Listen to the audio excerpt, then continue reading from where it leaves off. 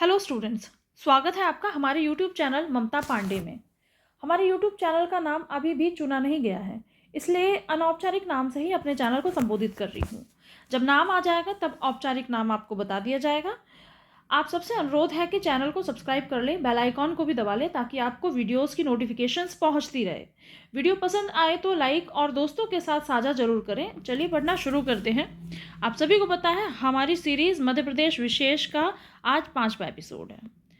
आज हम पढ़ने वाले हैं मध्य प्रदेश के सीमावर्ती राज्य, भूगर्भिक संरचना, भौतिक विभाजन, मृदा का वितरण और अपवाह तंत्र। तो चलिए स्टार्ट करते हैं सीमावर्ती राज्यों के साथ। मध्य प्रदेश के साथ सीमा बनाने वाले राज्य में उत्तर प्रदेश सर्वाधिक जिले शेयर करता है 14 जिलों के साथ। राजस्थान 10 जिले, महाराष्ट्र 10 जिले, छत्तीसगढ़ 7 जिले, गुजरात न्यूनतम सीमा साझा करता है 2 जिलों के साथ। और मध्य प्रदेश के अंतर्वर्ती जिले जो कि किसी भी अन्य राज्य से सीमा साझा नहीं करते, उनकी संख्या 18 है। मध्य प्रदेश की प्रमुख चोटियों के बारे में पढ़ते हैं। धूपगढ़ 1350 मीटर सबसे ऊंची चोटी है। महादेव पर्वत श्रेणी। सिद्धबाबा 1172 मीटर। भांडेर श्रेणी। अमरकंटक की पहाड़ी 1164 मीटर। मैकाल श्रेणी। सिगार चोटी 881 मीटर। विंध्याचल पर्वत। जाना पाव पहाड़ी 854 मीटर। विंध्याचल श्रेणी। धार की पहाड़ी 828 मीटर। विंध्याचल श्रेणी। धजारी चोटी 810 मीटर। विंध्याचल श्रेणी। गुडविल चोटी 752 मीटर। विंध्याचल श्रेणी। अन्य महत्वपूर्ण जानकारियाँ। दक्षिण पूर्व क्षेत्र एमपी के दक्षिण पूर्व क्षेत्र को गोंडवाना कहा जाता है। कर्क रेखा मालवा पठार के मध्य से होकर गुजरती है। एमपी का एकमात्र हिल स्टेशन पंचमढ़ी है और ग्वालियर शहर सिंधु गंगा के मैदानों में स्थित है। सतपुड़ा क्षेत्र में पर्वत श्रेणियों का क्रम पश्चिम से पूर्व की ओर है। ये मध्य प्रदेश की भूगर्भिक संरचना। आर्कियन समूह, इसमें ग्रेनाइट, शिस्ट, नीस पाया जाता है। इसका विस्तार राज्य के उत्तर, उत्तर पश्चिम और पूर्वी भाग में है। धारवाड़ चट्टानें, इसमें स्लेट, शिस्ट, नीस, ग्रेनाइट, फाइलाइट, क्वार्ट्जाइट पाया जाता है। यह राज्य के दक्षिण पूर्व हिस्से में है। कुड़प्पा की चट्टानें, इसमें डोलोमाइट, स्लेट, बलुआ पत्थर, चूना पत्थर आदि मिलता है। कुड़प्पा की चट्टानें बिजावर और ग्वालियर में स्थित हैं। विंध्यन क्रम की चट्टानें, इसमें बलुआ पत्थर, सजावटी पत्थर, चूना पत्थर आदि मिलता है। ये मकान बनाने के लिए सर्वाधिक उपयोगी चट्टानें हैं और इसके अंदर सबसे ज़्यादा मकान आदि बनाने के लिए जो सामग्री ज़रूरी होती है वो पाई जाती है। सांची का स्तूप भी इसी के बलुआ पत्थर से बनाया गया है। इसका विस्तार नर्मदा नदी के उत्तर में है। गोंडवाना क्रम की चट्टानें, इसमें कोयला पाया जाता है। 98% भारत में ये इन चट्टानों में 98% भारत का कोयला यहीं से पाया जाता है। राज्य के सिंगरौली, सीधी, शहडोल, छिंदवाना, सिवनी आदि जिलों में इसका विस्तार है। अन्य महत्वपूर्ण जानकारी। आर्कियन समूह की चट्टानें सबसे पुरानी हैं। धारवाड़ क्रम की चट्टानें 3 समूहों में बटी हैं: चिल्पी, सकोली और सौसर क्रम। विंध्यन क्रम की चट्टानें उत्तरी मैदान एवं प्रायद्वीपीय भाग के मध्य विभाजक का कार्य करती है। गोंडवाना क्रम की चट्टानों में कोयले के भंडार पाए जाते हैं। मध्य प्रदेश का भौतिक विभाजन। मध्य प्रदेश में वर्ष 2000 तक कुल 9 भौतिक प्रदेश थे, किंतु वर्तमान में 7 भौतिक प्रदेश हैं। मध्य प्रदेश के 7 भौतिक प्रदेश निम्नवत हैं। पहला, मध्य भारत का पठार, इसकी औसत ऊंचाई 500 मीटर है। इस पठार के मध्य चंबल घाटी स्थित है जो पठार से 300 मीटर गहरी है और यहाँ प्रवाहित होने वाली नदियों ने उत्खात भूमि और बीहड़ों का निर्माण किया है, जिसके कारण यह स्थल भारत के सबसे बड़े बीहड़ क्षेत्र में परिवर्तित हो जाता है। कौन सा स्थल? मध्य भारत का पठार। बुंदेलखंड का पठार, इसकी सबसे ऊंची चोटी सिद्धबाबा 1172 मीटर है। मालवा का पठार, इसकी ऊंचाई 500 मीटर है। इसे नदियों का मायका कहा जाता है। कर्क रेखा इसी पठार से होकर गुजरती है और चीनी यात्री फाहियान ने विश्व की सर्वश्रेष्ठ जलवायु इसे कहा है। किसे? मालवा की जलवायु को। मैं भी यहीं जाकर रहूँगी। नर्मदा सोन घाटी राज्य का यह दूसरा सबसे बड़ा भौगोलिक प्रदेश है। यह राज्य के भूभाग का लगभग 26% है। और रीवा का पठार, इस पठार को विंध्यन कगारी प्रदेश भी कहते हैं। बघेलखंड का पठार क्षेत्रफल की दृष्टि से यह सबसे छोटा पठार है, सबसे छोटा पठार। सतपुड़ा प्रदेश, इस पहाड़ी पर पंचमढ़ी 1067 मीटर स्थित है, जिसे सतपुड़ा की रानी कहा जाता है। इस पर्वत श्रृंखला की सबसे ऊंची चोटी धूपगढ़ तथा दूसरी सबसे ऊंची चोटी अमरकंटक है और अमरकंटक मैकाल श्रेणी स्थित है। मध्य प्रदेश में मृदा का वितरण, मिट्टी के प्रकार में काली मिट्टी, लाल पीली मिट्टी, जलोढ़ मिट्टी, मिश्रित मिट्टी, ये 4 प्रकार की मिट्टियां हैं। काली मिट्टी सर्वाधिक क्षेत्रफल घेरती है और इसमें फसल होती है कपास, सोयाबीन, मूंगफली। इसका विस्तार मालवा का पठार और निमाड़ क्षेत्र, जो मालवा के नीचे वाला क्षेत्र है नर्मदा वाला, वो। इस मिट्टी के अन्य नाम रेगुर मिट्टी, कपासी मिट्टी। लाल पीली मिट्टी लगभग 35% क्षेत्र घेरती है और इसमें गेहूं, धान, तिल आदि होता है। इसका विस्तार पूर्वी मध्य प्रदेश, बघेलखंड, इसका नाम चलका डोरसा भी है। जलोढ़ मिट्टी 10% भाग ही घेरती है और नदियों में अवसाद जमने से इसकी प्राप्ति होती है। फसल इसमें गेहूं, गन्ना, सरसों, और इसका विस्तार चंबल व नर्मदा घाटी क्षेत्र में है।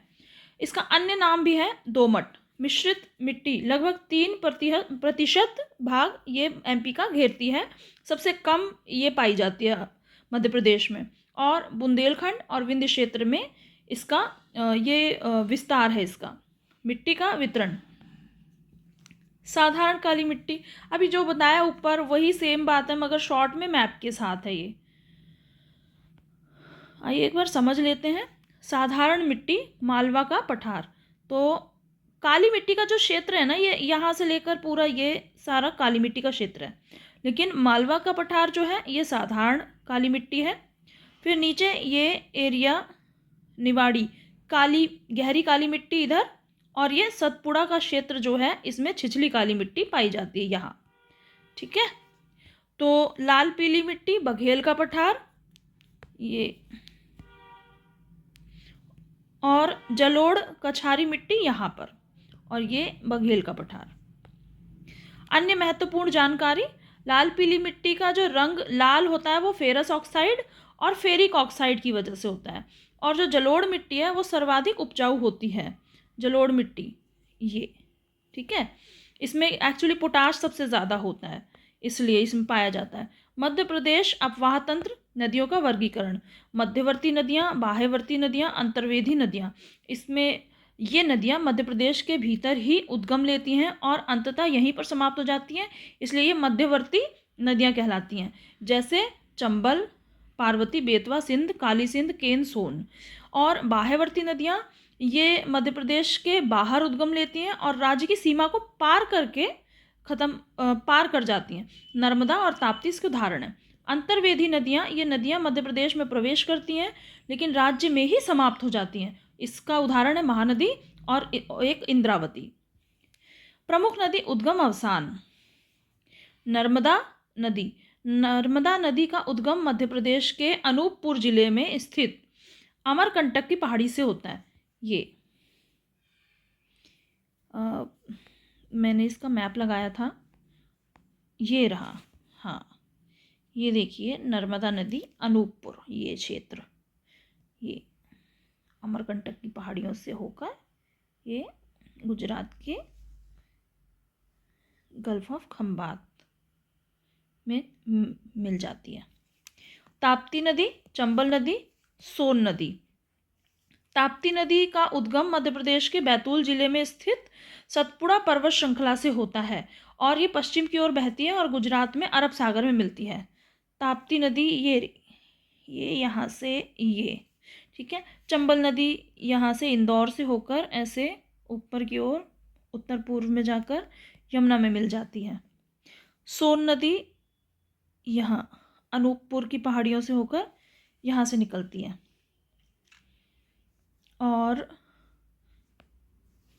हाँ, सोन नदी अनूपपुर जिले में स्थित अमरकंटक की पहाड़ी से, और ये बहती है पूर्व की ओर, अंततः गंगा नदी में मिल जाती है। ये गंगा नदी, ठीक है। आगे चलते हैं। अन्य महत्वपूर्ण नदियाँ। महानदी, यह नदी छत्तीसगढ़ में उद्गम लेती है और अंततः बंगाल की खाड़ी में गिरती है। इंद्रावती नदी, छत्तीसगढ़ में उद्गम और बंगाल की खाड़ी में गिरना। सबसे बड़ी 5 नदियाँ एमपी की: नर्मदा, चंबल, सोन, ताप्ती, बेतवा। मध्य प्रदेश में अपवाह तंत्र का विभाजन। 6 प्रकार के अपवाह तंत्र हैं। गंगा अपवाह तंत्र, और गंगा के 3 अपवाह तंत्र हैं, उसको उपतंत्र बोला जाता है: यमुना, टॉन्स और सोन। नर्मदा अपवाह तंत्र, और सबसे बड़ा अपवाह तंत्र है गंगा अपवाह तंत्र। इसका कुल अपवाह तंत्र जो है 1,83,104 वर्ग किलोमीटर है, और इसकी अधिकांश नदियां उत्तर की ओर प्रवाहित होती हैं। आप सबसे बड़ा क्षेत्र, आप ये याद जरूर रखिएगा कि सबसे बड़ा अपवाह तंत्र कौन सा है, गंगा अपवाह तंत्र। फिर दूसरा सबसे बड़ा अपवाह तंत्र है नर्मदा, जो कि 85,993 वर्ग किलोमीटर है, और 15 जिलों के साथ वृक्षनुमा प्रणाली बनाते हुए ये प्रवाहित होती है नदी। ताप्ती अपवाह तंत्र है फिर तीसरा, चौथा माही अपवाह तंत्र, पांचवा गोदावरी अपवाह तंत्र, छठा महानदी अपवाह तंत्र। ये सबसे छोटा अपवाह तंत्र है, 154 वर्ग किलोमीटर। राष्ट्रीय उद्यान पे आ जाते हैं अब। इनमें से होते हुए गुजरने वाली कुछ नदियों के नाम है। डायनासोर जीवाश्म राष्ट्रीय उद्यान, इसमें जोबट नदी बहती है। माधव राष्ट्रीय उद्यान, मनिहार नदी बहती है। सतपुड़ा राष्ट्रीय उद्यान, इसमें देनवा नदी बहती है। कान्हा राष्ट्रीय उद्यान, इसमें बंजर, हालो और सुवर्ण नदी बहती है। बांधवगढ़ राष्ट्रीय उद्यान, चरण गंगा नदी इसमें बहती है। पेंच राष्ट्रीय उद्यान, पेंच और कन्हान नदी इसमें बहती है। पन्ना राष्ट्रीय उद्यान, केन खद्दर नदी इसमें बहती है। इससे होकर गुजरने वाली नदियां हैं बेसिकली ये। नदी, मुख्य नदियों की सहायक नदियां, तो मुख्य नदी है गंगा, इसकी सहायक नदी तमस, सोन। यमुना की चंबल, बेतवा, केन, सिंध। नर्मदा की तवा, शक्कर, दूधी। गोदावरी की बेनगंगा। माही की सोम और चाय। ताप्ती की अमरावती, अरुणवती, गिरना। मध्य प्रदेश के प्रमुख घाट और नदी। प्रमुख घाट हैं कंचन घाट, बेतवा नदी, ओरछा क्षेत्र। सेठानी घाट, नर्मदा नदी, नर्मदापुरम। सांडिया घाट, नर्मदा नदी, नर्मदापुरम क्षेत्र। गौरी घाट, नर्मदा नदी, जबलपुर क्षेत्र। संग्राम घाट, नर्मदा नदी, मंडला क्षेत्र। बरमान घाट, शिप्रा नदी, उज्जैन क्षेत्र। महेश्वर घाट, नर्मदा नदी, खरगोन क्षेत्र। राजघाट घाट, ताप्ती नदी, बुरहान क्षेत्र। मध्य प्रदेश में बहने वाली नदियों के स्थानीय नाम और उनके बारे में कुछ और तथ्य। बेतवा नदी को प्रदूषण के आधार पर मध्य प्रदेश की गंगा और बुंदेलखंड की गंगा कहा जाता है। नर्मदा नदी को पवित्रता के आधार पर मध्य प्रदेश की गंगा और खुशियों की नदी, रिवर ऑफ प्लेजर कहा जाता है नर्मदा को मैकल सुता, शंकरी, सामो देवी, रेवा, सोमप्रभा, शिवपुत्री, नेरबुधा, नामोदोस, टॉलमी द्वारा इसको नाम दिया गया है। आदि नाम से भी जाना जाता है। महानदी को आदिवासी गंगा कहा जाता है। केन नदी को मध्य प्रदेश की सबसे सुंदर नदी कहा जाता है। शिप्रा नदी को मालवा की गंगा कहा जाता है। शिप्रा नदी को पूर्ण, सलीला, पापहारिणी, मोक्षदायिनी, अवंती, अमृत संभवा, ज्वरहनी, कनकशिंगा, प्रलोक्य, सोमवती आदि नाम से भी जाना जाता है। सोन नदी को नंद, सोन, सुवर्ण, सोनपालिका, सुभागदी रामायण के अनुसार, सोनभद्र, हिरण्यबाहु आदि नाम से भी जाना जाता है। ताप्ती नदी को सूर्य की पुत्री, सुरसुता, तापी, पयोष्णी आदि नाम से भी जाना जाता है। वेनगंगा नदी को वेवा, दीदी, वैन्या, बैना, वैणी आदि नाम से भी जाना जाता है। सोन नदी पर सोन घड़ियाल केंद्र सीधी शहडोल जिलों पर सीमा पर स्थित है। महेश्वर घाट, खरगोन, इसका निर्माण देवी अहिल्याबाई ने करवाया। यह मध्य प्रदेश का सबसे लंबा नदी घाट है। महेश्वर घाट सबसे लंबा नदी घाट है महेश्वर घाट, और बनवाया अहिल्याबाई होलकर ने। सोन नदी को प्राचीन काल में नंद नदी या सोहन नदी के नाम से जाना जाता था। बनास नदी ये राजस्थान की सबसे लंबी नदी है और चंबल की सबसे बड़ी सहायक नदी है। दूसरी छोटी बनास नदी सीधी जिले में बहती है। माही नदी कर्क रेखा को 2 बार काटती है। नर्मदा नदी की कुल 41 सहायक नदियां हैं, और जिनमें से बाएं तरफ से जिनमें से 22 तो बाएं तरफ से और 19 दाएं तरफ से आकर इसमें मिलती हैं। ताप्ती नदी के पुत्र कुरु से ही कुरु वंश की उत्पत्ति मानी जाती है। मध्य प्रदेश की पहली नहर की बात हो रही है तो पहली नहर कौन सी है मध्य प्रदेश की? वेनगंगा, जिसका निर्माण 1923 में किया गया था। नर्मदा इम्पॉर्टेंट है ये बहुत ज़्यादा, क्योंकि अभी तक हम लगातार ये जो फैक्ट पढ़ रहे हैं ये सभी इम्पॉर्टेंट है, लेकिन अभी नदियों के बारे में पढ़ रहे थे। नदियों के बारे में पढ़ते पढ़ते एक फैक्ट ये है, पहली नहर वेनगंगा 1923 में बनी थी। ठीक है। नर्मदा में बाईं तरफ से थावर, बंजर, शेर, शक्कर, तवा, सुक्ता, कुंडा और गोई नदियां आकर मिलती हैं, और दाईं तरफ से हमने अभी पढ़ा ना, बाईं तरफ से 22 नदी, तो उसमें से प्रमुख नदियों के नाम मैंने बता दिए। फिर 19 नदी, उनमें से प्रमुख नदियों के नाम है हिरन, बारना, कोलार, मान, हथिनी नदियां मिलती हैं। प्राणहिता नदी वर्धा और वेनगंगा का संगम है। संगम की बात करी जाए तो प्राणहिता नदी वर्धा और वेनगंगा का संगम। पेंच नदी इंदिरा प्रियदर्शनी पेंच राष्ट्रीय उद्यान से गुजरती है, जिसे लैंड ऑफ मोगली भी कहा जाता है।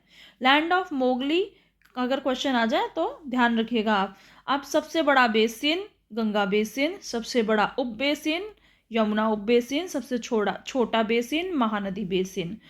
धसान नदी का नाम प्राचीन एवं मध्ययुगीन दर्शान देश के नाम पर है। पूर्णा नदी ताप्ती की महत्वपूर्ण सहायक नदी उद्गम बैतूल है। अभी तक आपको हमारी वीडियो कैसी लगी? अगर अच्छी लगी तो आप इसे लाइक ज़रूर कर दें। नर्मदा नदी के प्रमुख जल प्रपात कपिल धारा, दुग्ध धारा, दुर्गा धारा, शंभु धारा, लक्ष्मण धारा, पंचधारा, अमरकंटक जो कि अनूपपुर जिला में है। धुआंधार जलप्रपात भेड़ाघाट जबलपुर में है। मानधाता व दर्दित जलप्रपात खंडवा में है। सहस्त्र धारा जलप्रपात महेश्वर खरगोन में, और जारवानी जलप्रपात गुजरात में। मध्य प्रदेश का सबसे ऊंचा जलप्रपात बहुती जलप्रपात है। उसकी हाइट है 198 मीटर, जो सेलर नदी पर मऊगंज जिले में स्थित है। चचाई जलप्रपात रीवा जिले में भीहड़ नदी पर स्थित है, जो राज्य का दूसरा सबसे ऊंचा जलप्रपात जिसकी ऊंचाई 130 मीटर है। मध्य प्रदेश की नदियों के किनारे स्थित नगर। नर्मदा में किनारे स्थित नगर बहुत सारे नगर हैं, तो इसमें से 2 ही 4 आप वैसे अपने आप पढ़ लीजिएगा। अब मैं पढ़ देती हूँ। अमरकंटक, नर्मदापुरम, नेमावार, निमाड़, जबलपुर, पुनासा, नरसिंहपुर, मंडला, अनूपपुर, झाबुआ और रायसेन, सीहोर, खरगोन, ये सब, डिंडोरी है ना। चंबल नदी के किनारे स्थित नगर श्योपुर, महू, रतलाम, मुरैना है। चंबल नदी बताया था ना, इंदौर से होकर चंबल नदी ऊपर को बढ़ती है उत्तर पूर्व में, और फिर ऊपर मुरैना में ऊपर चलती है ना। और अभी दिखा देती हूँ मैं दोबारा से मैप खोलकर, तो आपको ध्यान आ जाएगा कि ये चंबल नदी है ना, ये ऐसे होते हुए चंबल नदी मुरैना में मिलकर और यूपी में जाकर मिल जाती है यमुना नदी में, इटावा में। वापस चलते हैं।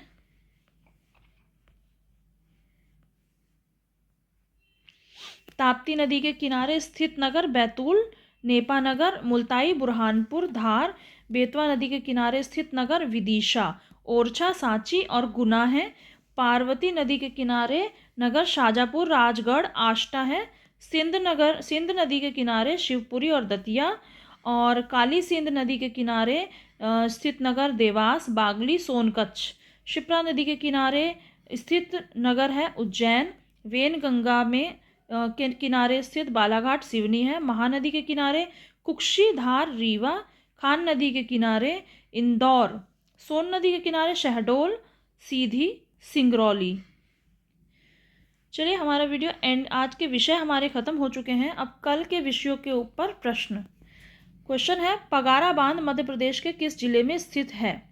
मुरैना जिला। अति सघन वन वाले क्षेत्र का नाम बताएं? बालाघाट। मध्य प्रदेश का कुल वन क्षेत्र कितना है? 94,679 वर्ग किलोमीटर है। ये गलत लिखा है यहाँ पे, 94,689 वर्ग किलोमीटर। गुलाब सागर बांध किस जिले में है? सीधी जिला। मध्य प्रदेश का सर्वाधिक सिंचित जिला कौन सा है? सर्वाधिक जिला सिंचित ग्वालियर और मुरैना है। आज का सवाल है, गंगा अपवाह तंत्र के उपतंत्र बताइए। 3 तंत्र थे उपतंत्र, उनका नाम कमेंट बॉक्स में लिखकर बताएंगे आप। और आज की वीडियो अगर आपको पसंद आई हो तो वीडियो को लाइक करना ना भूलें, शेयर कर दीजिए और चैनल को सब्सक्राइब कर लीजिए। हम आपसे मिलते हैं अगले वीडियो में। तब तक के लिए जय हिंद, जय भारत।